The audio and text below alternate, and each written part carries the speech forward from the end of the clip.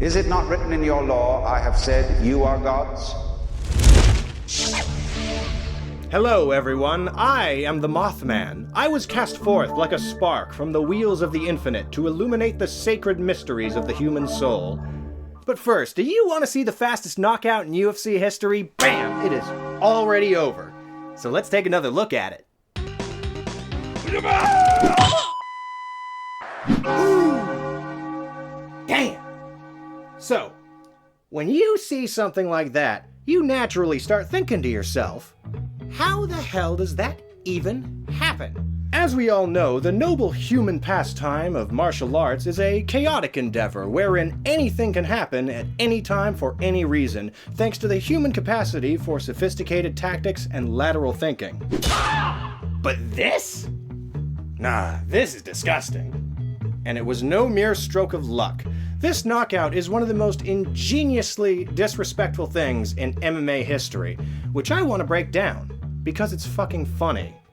So, all you misses, misters, and wicked in-betwixters, come along with me as I delve into the deep Magnus Carlsen level mental chess maneuvers that were needed to calculate this man's ass whooping. Okay, I'm sorry. Bang, bang, bang. No, I'm not.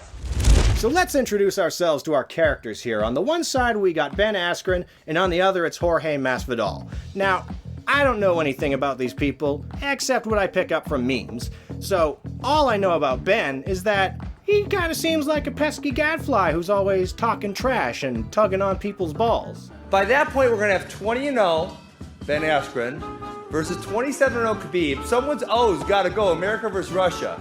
I will get on his back and I will chant USA. Are you still blocked? Let me check. I was yesterday. Still blocked. I know that Jorge Masvidal is maybe a little bit of a hothead, perhaps. Hey, come over here, stay in my face. And I know that neither of them like each other. And honestly, what more do I need to know about these people beyond them having the perfect natural explosive chemistry for showtime? If they weren't squaring up in the octagon, they would be fighting for free in Waffle House parking lots all across America. Jorge, though, is ecstatic that he's getting paid to shut this dude's mouth. So, he hits the books, he checks the tapes, and he starts looking for holes in the Gadfly's game plan, just so he can properly fuck up Buddy's day. And I think when Jorge did that, he discovered something that a lot of people discovered when Ben Askren fought Logan Paul. Jake Paul. Whatever, it's the same fucking guy. Anyway, he discovered that Ben Askren can't box worth a shit. There's no wonder why Jake Paul chose him as the sacrificial lamb to christen his dogshit boxing career. I mean, look at this shit. It looks like Ratatouille is drunk driving his fucking body. If Ben Askren ever shadowboxed in front of a fucking mirror, he would get knocked out by his own reflection. And always twirling, twirling, twirling towards freedom.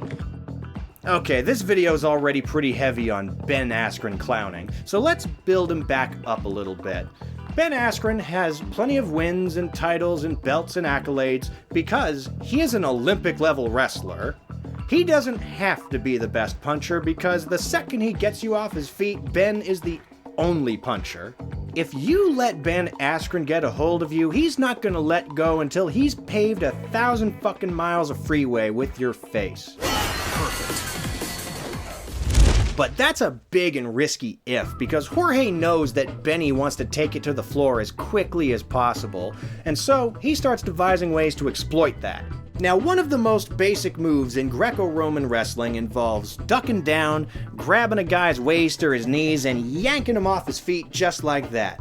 This is called the double leg takedown, and it is extremely effective so long as your opponent doesn't see you coming. Because if your opponent knows that you're lowering your head, then he knows to raise his knee. So how did Jorge take all of this and make magic happen? Well, the double leg is burnt deep into Benny Boy's muscle memory, much more so than his boxing, so Jorge figured if he caught him off guard, Benny would panic, reflexively fall back on his wrestling, and shoot for a takedown. And as we saw, Jorge's means of making him panic was simply to fucking rush him. I mean, this shit is hilarious. Jorge saw Ben's game plan, fucking hated it, and then decided to speed run it. I cannot fathom a less respectful way to kick somebody's ass, because it's like you're saying, fuck your punches, fuck your kicks, fuck whatever move you dared to believe was ever in your arsenal.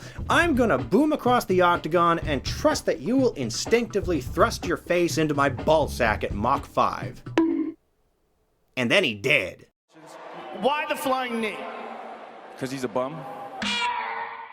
And there you have it, the quickest KO in UFC history, and probably also one of the most disrespectful. Although, there are some definite contenders for that position. I mean, have you seen this Gary Goodridge one? That shit's fucked up.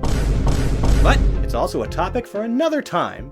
Thank you so much for watching this video, and please stay tuned for future releases wherein I might talk about heavy stuff like religion or politics, but more likely I will just rant about how Donkey Kong was better when it had Kremlings as the main bad guys, because I have priorities, and frankly, I do what I want.